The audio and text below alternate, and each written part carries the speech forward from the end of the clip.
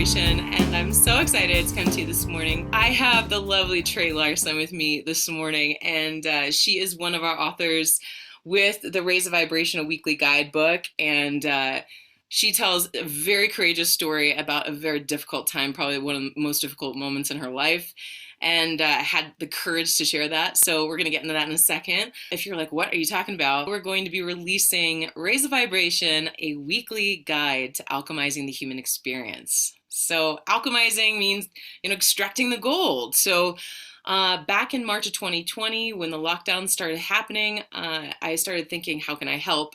And the first thing that kind of popped into my brain was get people to focus on their resilience, because we've been through a lot, all of us, right? And if we remember that, and then we can find the strength and remember our own resiliency to be able to face whatever we were facing. So I thought, okay, how do I do that? Reached out to my friends, colleagues, students, and said, hey, do you want to write a story, 1,000 words or less, and about something you overcame in a difficult time and whatever that was. So it ended up being 52 authors, including Anthony and I, and we had such an amazing time just creating this. It's about to be birthed, and I want to welcome Tré, because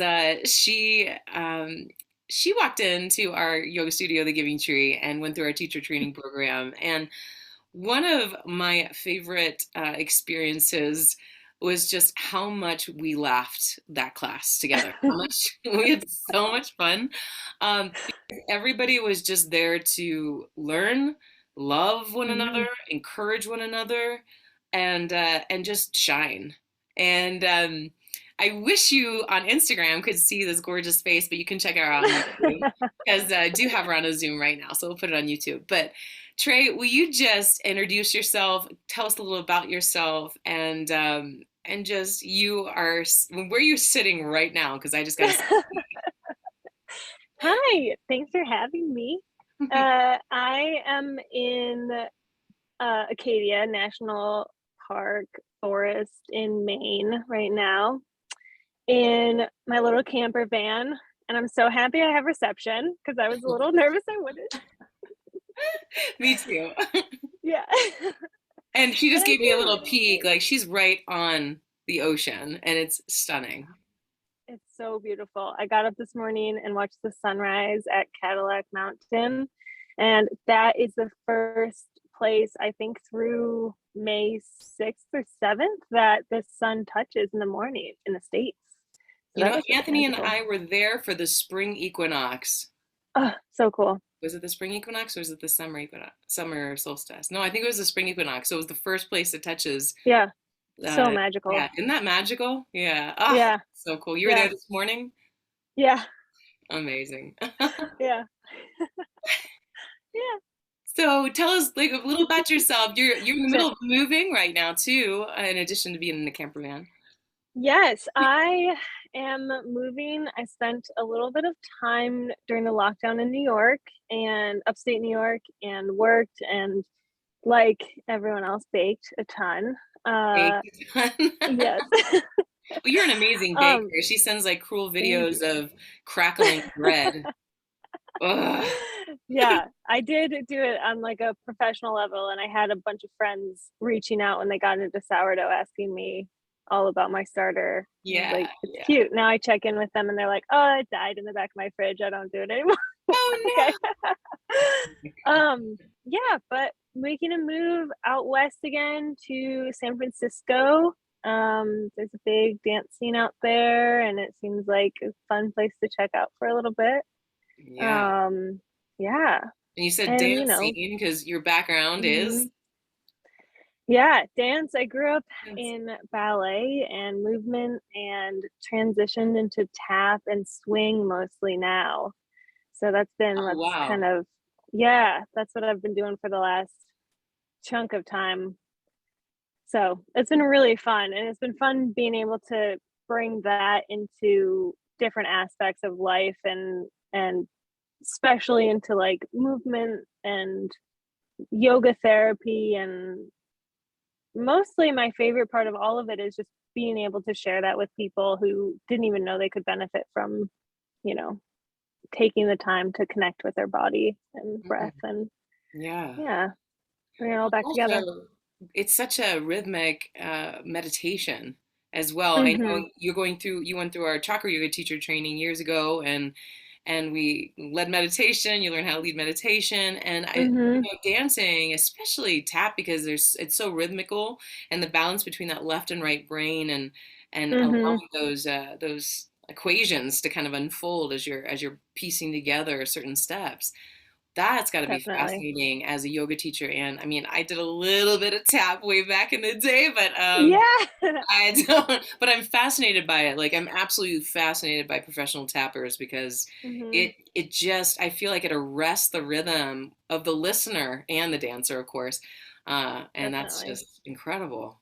Wow. Yeah, it really helps you, or it helps me connect with what I'm doing exactly at that moment, because there's really nothing else you can focus on, you know? I mean, if you're learning the routine and you kind of get into it, but you have to be constantly thinking about what's coming next and what is what sound you're making, because unlike ballet where you know, if you screw up a little bit, you can kind of cover it up really gracefully, but tap, you hear it immediately, you know? You're like, "Oh, Yeah. that wasn't right." So, Yeah. Yeah. yeah.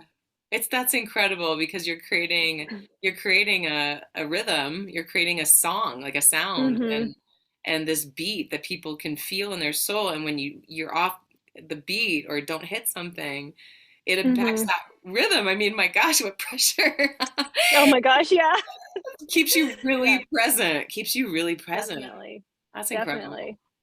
Yeah, I worked on a show right before the pandemic started with, some college students, and we went into movement a little bit because there was a scene where it was about the first, uh, white expedition down the Grand Canyon, and, all Wow. these rafters, but it's played all by women. The show is called Men on Boats. It's incredible, it's so much fun, and there's a scene where, you know, they're all sitting around the campfire, and we do this little movement, this beat all together. And it was funny to see people who, kids especially, who aren't used to being connected in that way and having to listen to each other in a different way, Mm. really focus on each other and really hone in on, okay, I'm coming in right, you know, they get really into like, I'm coming in right after you, and like, I'm gonna be really ready. And it was so cute, and it was awesome to watch Wow. and see and unfold.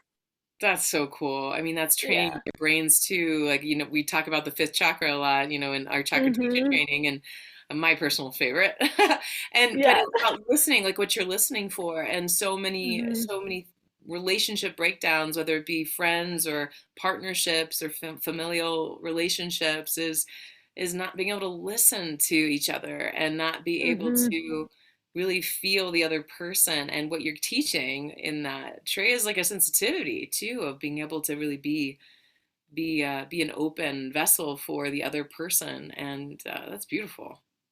Absolutely. Yeah. Yeah, putting your own kind of needs and thoughts and wants on hold for a moment to be able to fully listen to someone else is Mm.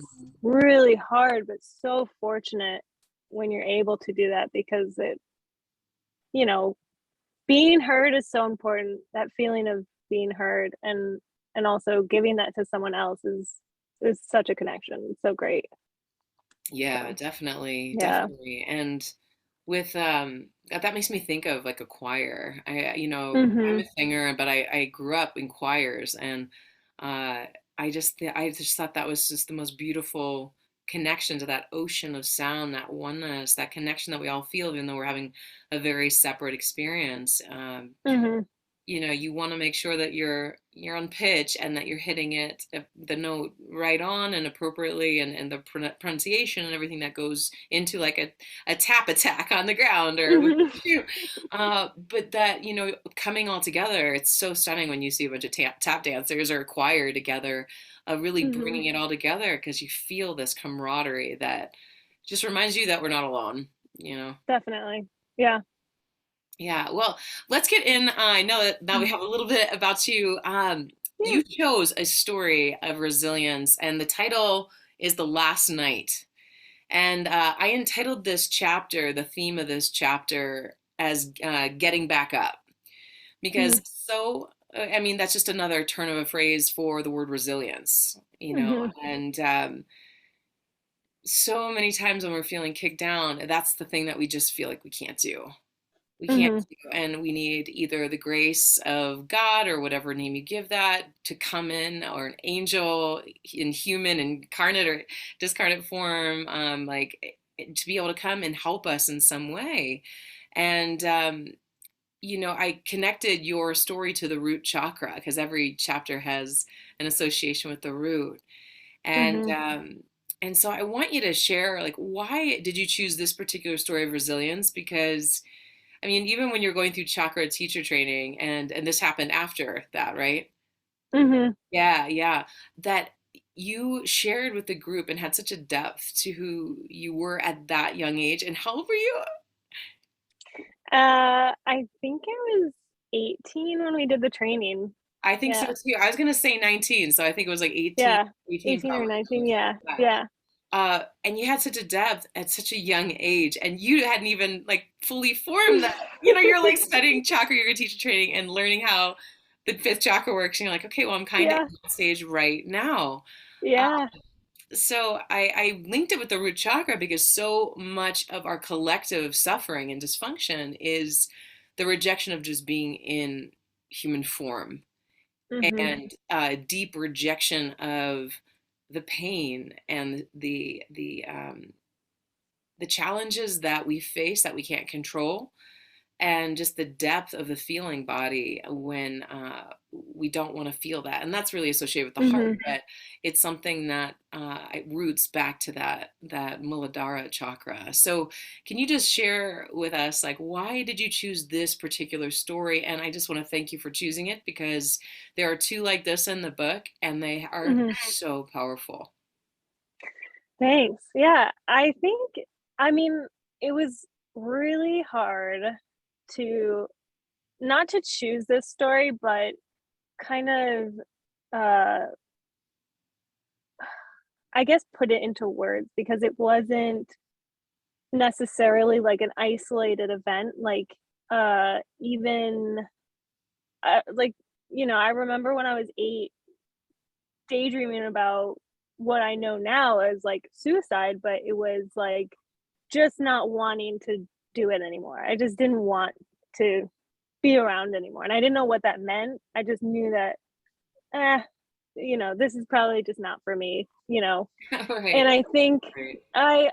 I think it's hard to put into words a whole kind of what feels so big, try to boil it down to one night. But I think the story that I chose was the most significant because it kind of went through the most eye-opening and uh the most seen and heard that I've ever been in this journey of feeling like, suicidal. And so when I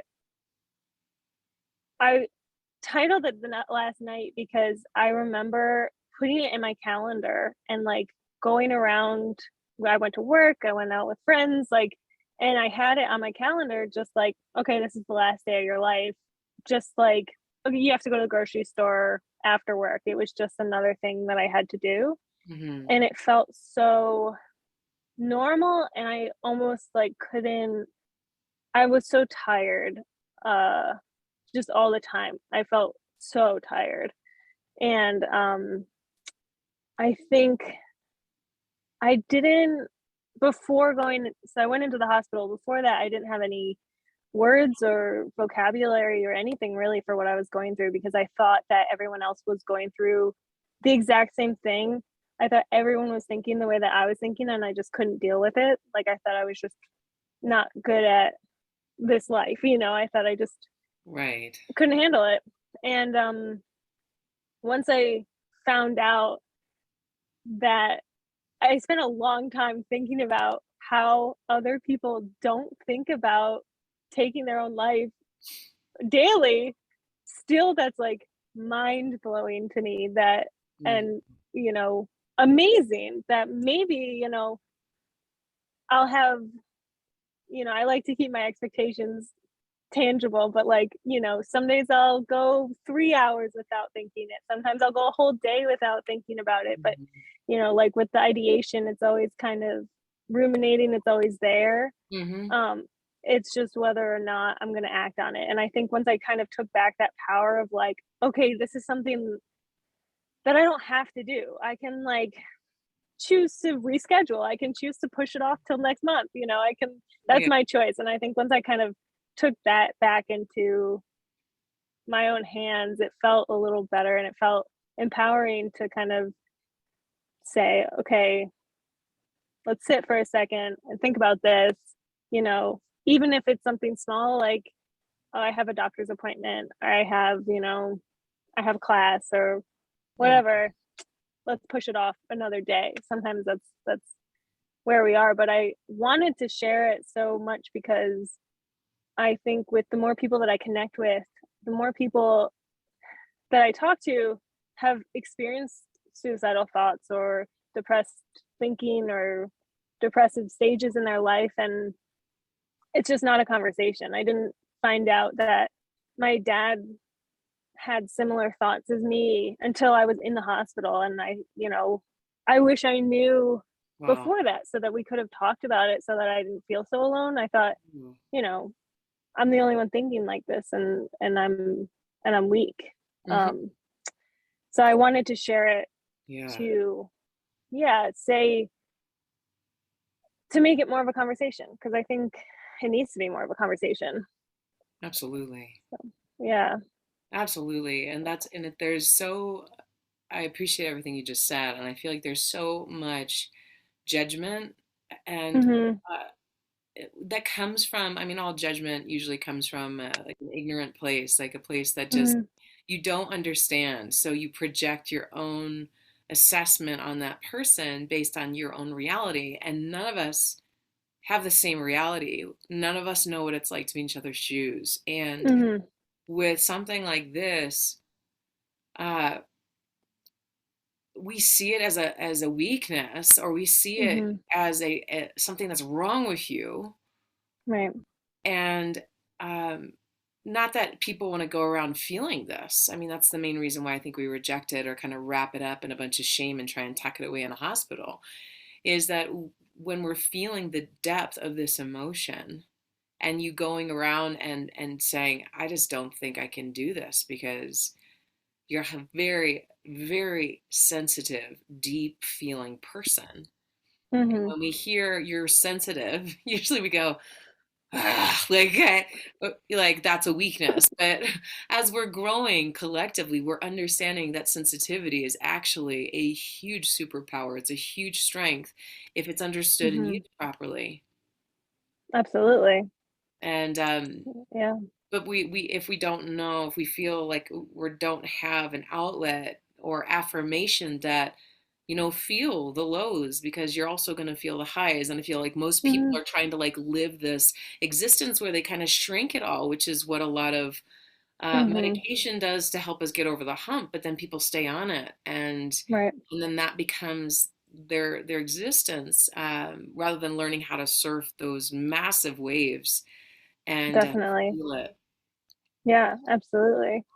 And I remember something that you said when I think it was like my second class back to the studio after I got out of the hospital, and uh you said something about not kind of releasing yourself to the undercurrent that pulls you back, because then eventually you'll get pushed back to the shore.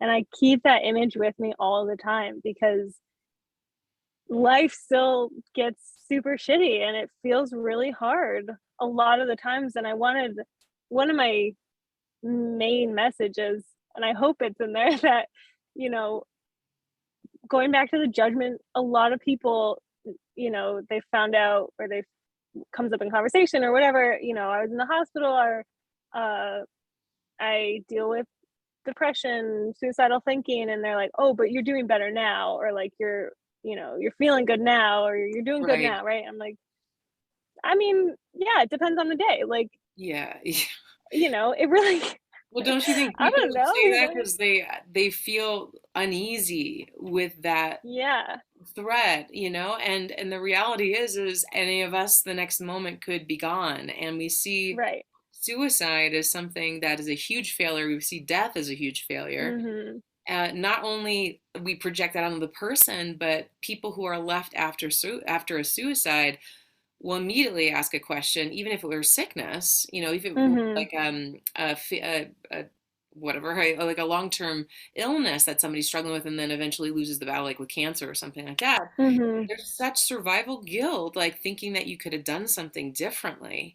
And, Yeah. so I feel like people want you to be okay. And now Right. I'm Right. just Right. super happy all the time and like, yeah, I don't really get Yeah. sad anymore. And I Right. thank you for sharing that with me because I feel like as a teacher and this being a teacher yourself, things are spoken through us all the time that I'm like, wow, that Mhm. was pretty insightful, but so much of what comes through when I'm teaching is not my own conscious metaphor, shall we say. Mhm. But this image of like getting pulled out with the current, like if you're struggling and you're really fighting against what you're feeling, whether it's Mhm. joy on your wedding day or pleasure with your partner, or whether it's devastating loss and grief and Mhm. depression, it's just going to keep getting worse. And Mhm. you're not, because it always changes. It always changes. And yeah, things get better and they also get worse sometimes. Totally. So it's like, Yeah. don't make the promise that the sunshiny plateau of enlightenment is in front of you if you just keep going. I feel Mhm. like, and it's something that I feel like you get so much more than a lot of people do, is learn how to navigate those waters. Don't expect a Definitely. placid lake when you're in the ocean. We're never going to be in a lake in this life. It's always going to be Right. this unpredictable ocean. Mhm. Yeah, and once you allow yourself to let go in that sadness and depth and grief, and then kind of put on your goggles and, like, look underwater and see what's actually going on, I like then that. you can kind of get back into, like, "Okay, maybe I'll swim back to shore for a little bit, take a break, and I can always go back there," but, it's hard. The scary part for me is actually feeling, like, okay, or whatever that idea of, like, not having that pattern of suicidal thinking Hmm. is what is scary to me because it's so unknown. Mm, So when I have days that I'm not that I don't I had for me, it's like I had a plan, I wasn't realistically, I was not planning to live past 18, and hmm. now I'm 26 and I'm like, I don't know what I'm doing because I never expected to live this long. And when I tell people, they're like, "Oh, haha." I'm like, "No, really, like I had no plan and we're just figuring it out." But so it is like the scary part is feeling that joy that life has to offer because it's like, well, shit, this is so cool. Like sitting in a national park, maybe I want to live another day. And what does that mean? And then it's like this exciting and Yeah. scary and yeah, I think it's so much, but I think people are really resistant to going to dark places. And maybe it's the fear of getting caught there, and that's Mhm. super valid. And I Yeah. mean, it's terrifying getting caught in a dark, place. Yeah. Um, but I think the more we talk about things and the more we kind of feel comfortable sharing with each other, then we can kind of have more people to lean on when you are feeling bad. Okay, I can reach out and I can say, I'm not doing well. I don't want to talk about it, but will you come and just sit with me? Or some of the best conversations I've had with people are just like sitting with them when we're not doing okay, but we don't want to talk about why we're not doing okay. We Yeah. just want someone to be there with us. And that in itself is so valuable. Yeah. Yeah. Yeah. Just being there, being together, knowing you're not alone. And yet we've Mhm. got to go through our lives completely on our own. Um, Mhm. which is Yeah. just the wild. dichotomy of feeling that oneness and then still having to walk through it alone. And I think so many Hmm. people get seduced by tribal belonging or conversion into something that's not necessarily authentically them, so that they don't feel that rejection and Hmm. ostracization of like being kicked out of the tribe. I mean, at one point that meant you starved, way back Right. in those times, and you couldn't feed yourself or you'd be protected by the tribe in that way. So I think that that is a Hmm. very, um, that's a very strong root for us from that root chakra survival, fight or flight. Um, and it's exactly what we need to do. And I love Hmm. one more thing too with that. Like I love that you said, "My gosh, I'm in a national park. Like I'm feeling joy. This is kind of scary because life is kind of cool." Um, Yeah. that's amazing. That's amazing because I feel like the longer I live and the more I explore with my students and my coaching, my clients, and this methodology is I want to support people to fall in love with life. And I don't Hmm. think you can fall in love with life in a superficial way. You Hmm. have to embrace that it is dark. It is the shadow. Hmm. Also, there is suffering. There are heinous crimes. There are heinous actions and just horrific things that exist. And yet, they're all the shadows to the painting. There would not be any depth to life without all of that. And the joy would be meaningless without the pain. Hmm. Yeah, that shock of uh, acknowledging that life is exciting and worth living, even for another hour a day, is like still every time I have a thought like that, it takes me back a little bit because it's like, oh no, what do I do now? But it is so cool, when I was in the hospital for the first time and trying to do something. I felt like there was this time where I didn't know what was going on with me because like I said, I thought everyone thought this way. And I kept telling the doctors, I'm not depressed. I, I'm able to laugh. I'm able to tell jokes. I Yeah. have friends. Like I go to work. I don't think I'm depressed. I don't know what's wrong with me. I just don't want to be alive. And so I started teaching little meditations in the hospital to kind of pass the time because I would sit in the community room and one day this older gentleman joined me and he was probably like 76 or something, and Oh. he told me after, on his last day there, he came up to me in tears and said, I didn't ever think I would be able to sit with myself, and sitting with you and doing these guided meditations, like I can sit with myself and I feel like I have this superpower, now that like I didn't know I had. And that is a feeling that I hold on to so much because even when I don't, someone once told me, and this might be like a little, depends, whatever. Someone Yeah. once told me that I Just leave, just can't, leave, just leave. right, yeah.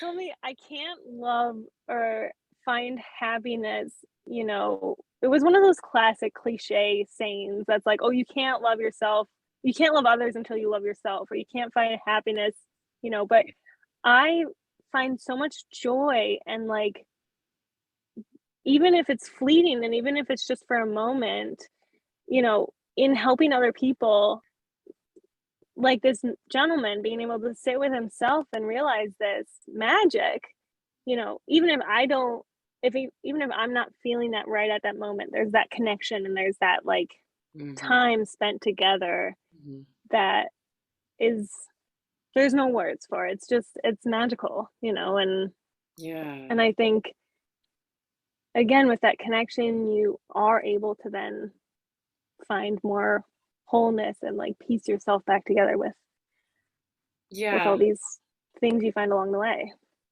Yeah. It's like these silly cliche sayings sometimes. We just want things to be simple, Yeah. you know?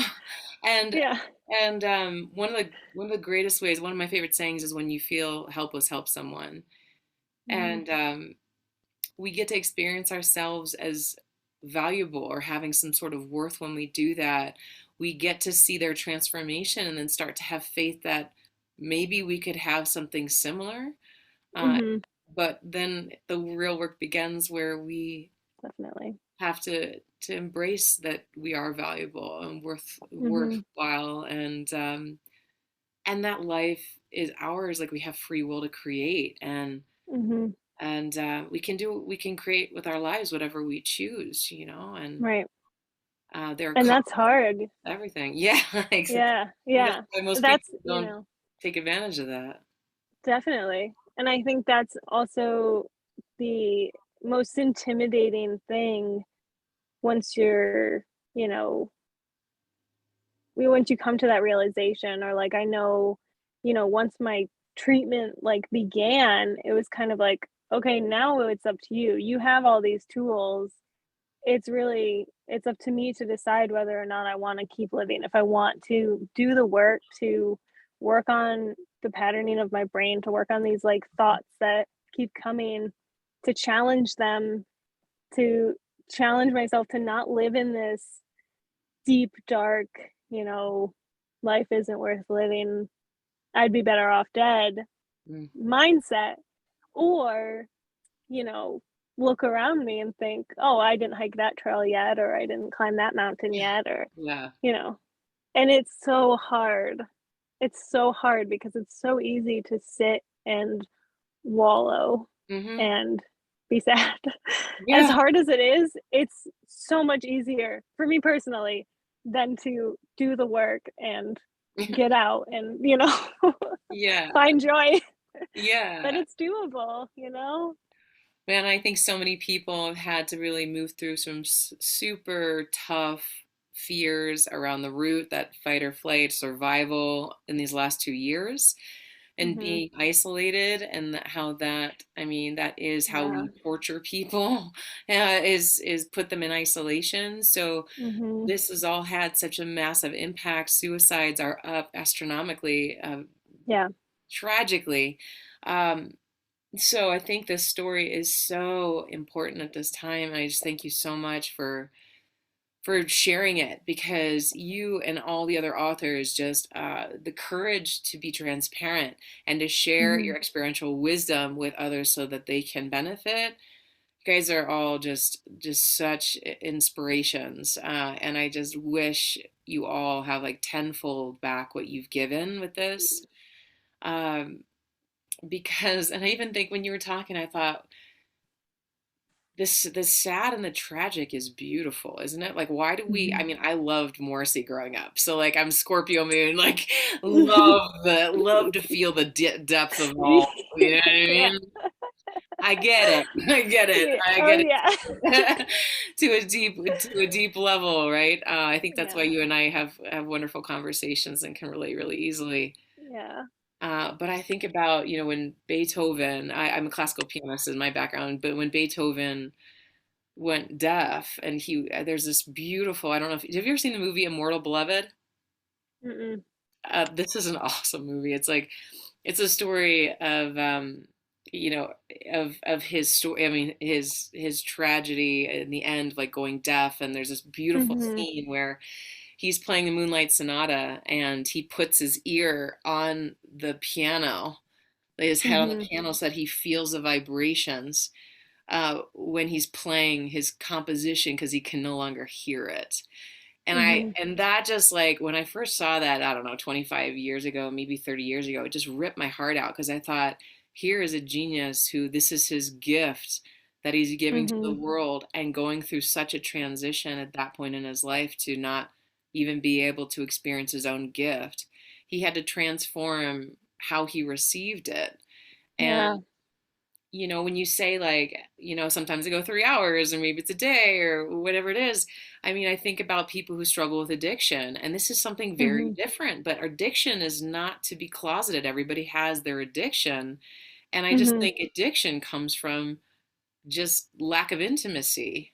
We understand that. And with this particular firing of the synapse over and over and over again, it's Mm-hmm. how the brain is functioning. Mm-hmm. And I just find it fascinating when we look at something like the lack of intimacy with life or with God or with each other or with our partner, with ourselves, our bodies. Like, Mm-hmm. going into the depth of intimacy is never fun. Feeling the deep feelings that we Mm-hmm. feel or that our partner feels or that we see in the world, it's never fun, but it's when you have the courage to be in it. So Mm-hmm. it's like the being in the shit, like so much beauty. It's like that lotus flower that comes out of the mud. There's Definitely. so much possible in that. So, Yeah. yeah. Yeah. It's just not staying down there too long. Exactly. Come up for air, take a Yeah. little break. Good Yeah. point. Yeah. Really I good. remember having a conversation with an artist friend of mine, and she was saying, I, same sort of thing. I'm so afraid to not think like this and not be depressed because I create my best work when I'm Yeah. sad and like, I'm like, but that may be true, but also like, look at the work you're creating or give yourself a chance to create different work, Yeah. not necessarily compare, but I remember like, all these writings that I have and I look back and I'm just so sad. And I've challenged myself to start writing when I'm happy or like when something good happens. And so, I when I got a dog, I wrote every hilarious thing that he did down, like just the silliest thing. If he woke up with his ear halfway back, I'm like, that's right, that's getting written down. Oh But my like gosh. all these funny things, and it might not be this like dramatic ballad of feelings but it's just different and it's something that I can look back on and remember, you know, oh yeah, okay, there's joy out there and there's good Yeah. things being created still, even when, you know, you're not sitting in your bathroom crying on your tile floor and It just, like it reminds me of when I was in high school and junior high school until early college. I mean, I fell in love with Shakespeare and like the tragedies yeah. of Shakespeare, and I was like the Greek tragedies also, and like Yeah. Chekhov. Like, I mean, I was dark child, and it was like it wasn't real if it ended up in a happy. You know what I mean? Right. I was like, this isn't real. I need to feel, because I felt so Yeah. deeply, and not everybody operates in that way, and that's okay. It doesn't mean that there's anything wrong with that. But Right. those of us who do, it's so important that we learn how to move through that and be with it and Mhm. create from it. Yeah. And let it source. I mean, so many people have created the most beautiful pieces of artwork, music, etc., did so Mhm. from a place of pain because they felt the pain so deeply. And Mhm. we look at this sort of uh, reality as a mental illness rather than seeking to understand this particular tuning for a brain and how to Mhm. best implement that in the world around us. And I hope your story brings more awareness around conversation with this. Yeah. Has people start talking about this, because every single person, I would be shocked if anybody is around now who hasn't lost somebody to suicide or known Mhm. somebody who has attempted or had that as something that they've struggled with regularly. It's Right. common, and especially with the cyberbullying and everything in Oh my this gosh, yeah. projection of who we think we're supposed to be. So Mhm. I just thank you. And the last thing I just want to ask you real quick, I know we're going longer with this Mhm. interview than others. It's okay. It's just secretly wanting to spend more time together. I know. On a personal note, like Yeah. what did you get out of writing this story? We've talked about like what your audience is going to get on so many levels, and anything else you want to put in about that, or what you got out of writing, because at the end of the book there are some blank pages for the reader to author their own story, which I think is super Yeah. important. Yeah, so give us Definitely. that if you would. Yeah, I think, well, I remember at first when you asked uh if I'd be a part of it and I was thinking what I would write about and I had this kind of mix of emotions because I didn't know if I knew that I wanted to tell this story, but I didn't know if I wanted my name connected to it, and I didn't know if I wanted to go how far in depth I wanted to go. Yeah. And it wasn't the embarrassing aspect. Like I wasn't feeling embarrassed. I know some people are like, "Ooh, like I was hospitalized," or like, stuff like that. I'm like, these are things again, like I wish I knew so many people dealt with this, growing up. And that's, yeah, like I hope to further the conversation with writing this, but I think the I lost my train of thought a little bit. But Oh, that's okay. What you got out of it too, like writing your own story. yeah, it was I had this like resistance because I didn't oh, it was the accountability. Like if I wrote this and my name is connected to it, then friends now know, the depth of Yeah. what I'm feeling and will either check in more or I've already had like a couple of people like that I've shared this with, "Oh, I'm gonna be, my essay's gonna be in this book or something," and they're like, "Oh, okay, like what's it about?" And I'll tell them a little bit and they're like, "Oh, okay, so like how are you doing?" I'm like, You're it's like, the no, I accountability. I'm know, like, this is not what I wanted. like I'm fine.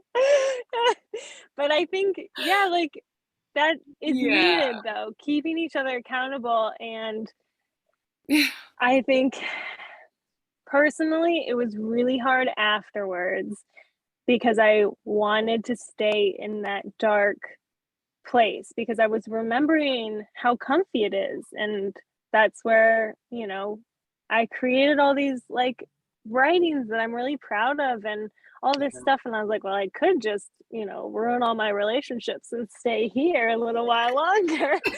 But, you know, got talked out of that. But Yeah. it's, I, afterwards, creating a piece like this, it feels really beneficial and something that I'm proud of. And I'm excited to, now that I'm kind of gone through all those other stages and it's going to be released and it's something I'm just so excited about. And I'm so excited to talk about this with people because we don't have to get super sad to talk about depression or suicide. Like, it's a very serious topic, but I someone once like got mad at me because I was cracking a joke about my own mental health, but like I explained to them like I have that line in my writing that like, I still daydream about just putting rocks in my pocket and like Right. walking out to sea. But like I need jokes to, to cope. And that's just how Yeah. it is, And